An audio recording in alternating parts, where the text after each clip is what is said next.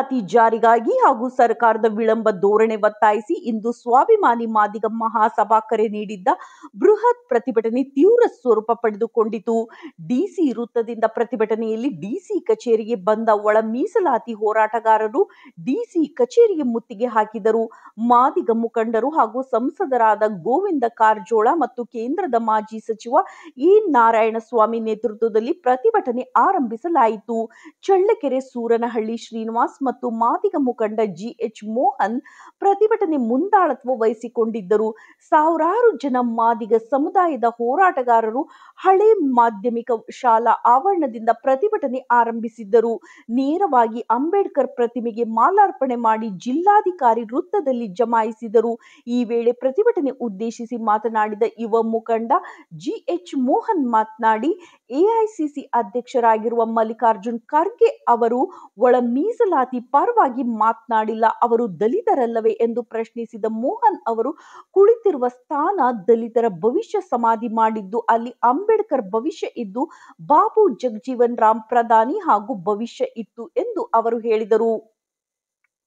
ಮೊಟ್ಟ ಮೊದಲು ಮೀಸಲಾತಿ ಜಾರಿ ಮಾಡಿ ಮೈಸೂರು ದೊರೆಗಳಾದ ನಾಲ್ವಡಿ ಕೃಷ್ಣರಾಜ ಒಡೆಯರಿಗೆ ಮುಖ್ಯಮಂತ್ರಿ ಸಿದ್ದರಾಮಯ್ಯ ಸ್ಪರ್ಧೆ ಹೂಡುತ್ತಿದ್ದಾರೆ. ಕಳೆದ 30 ವರ್ಷಗಳ ಕಾಲ ದಲಿತರನ್ನ ತುಳಿದು ರಾಜಕಾರಣ ಮಾಡುತ್ತಿರುವವರೇ ಮುಂದೆ ನಿಮಗೆ ತಕ್ಕ ಉತ್ತರ ಕೊಡುತ್ತೇವೆ ಎಂದು ಎಚ್ಚರಿಸಿದರು. ಮಾದಿಗ ಸಮುದಾಯದ ನಾಯಕರಾದ ಕೆಎಚ್ ಮುನಿಯಪ್ಪ ಅಧಿಕಾರಕ್ಕೆ ಅಂಟಿಕೊಳ್ಳದೆ ರಾಜೀನಾಮೆ ಕೊಟ್ಟು ಹೋರಾಟಕ್ಕೆ ಬನ್ನಿ ಎಂದರು.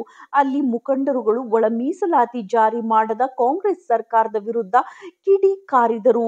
ನಂತರ ಬ್ಯಾರಿಕೇಡ್ ತಳ್ಳಿ ಏಕಾಏಕಿ ಡಿಸಿ ಕಚೇರಿಗೆ ನುಗ್ಗಿದರು.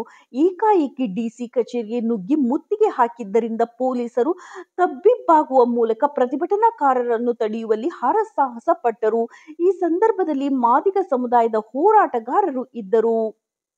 ವರದಿ ಹರೀಶ್, ಚಿತ್ರದುರ್ಗ.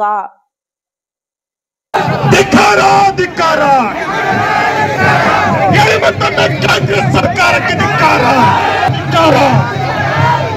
ಕಾಂಗ್ರೆಸ್ ಸರ್ಕಾರಕ್ಕೆ ಧಿಕ್ಕಾರ. ಜಾರಿಯಾಗಲಿ, ಜಾರಿಯಾಗಲಿ, ಜಾರಿಯಾಗಲಿ, ಜಾರಿಯಾಗಲಿ. ಜೈ ಜೈ ಮಾದಿಗ, ಜೈ ಮಾದಿಗ, ಜೈ ಜೈ ಮಾದಿಗ. ಈ ಒಂದು ಮಾದಿಗ ಒಂದು ಜನಾಂಗ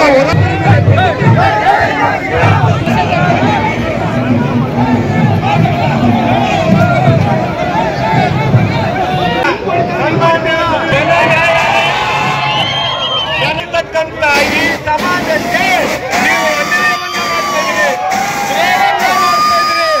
ಸನ್ಮಾನ್ಯ ಸಿದ್ದರಾಮಯ್ಯಯವರೇ, ನೀವು ಜೈ ಜೈ ಮಾದಿಗ,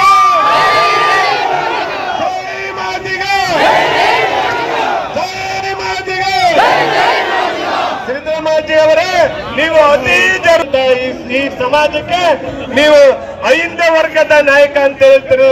ಸಂವಿಧಾನ ಇಲ್ಲದೆ ಇದ್ರೆ ನಾನು ಮುಖ್ಯಮಂತ್ರಿ ಆಗ್ತಿರ್ಲಿಲ್ಲ ಅಂತಕ್ಕಂಥ ಮಾತನ್ನ ನೀವು ಹಲವು ಬಾರಿ ಹೇಳ್ತೀರಿ.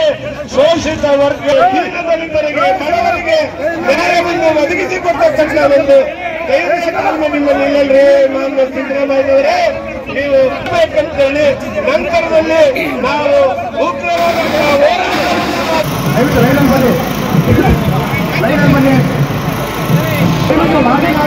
ದಯವಿಟ್ಟು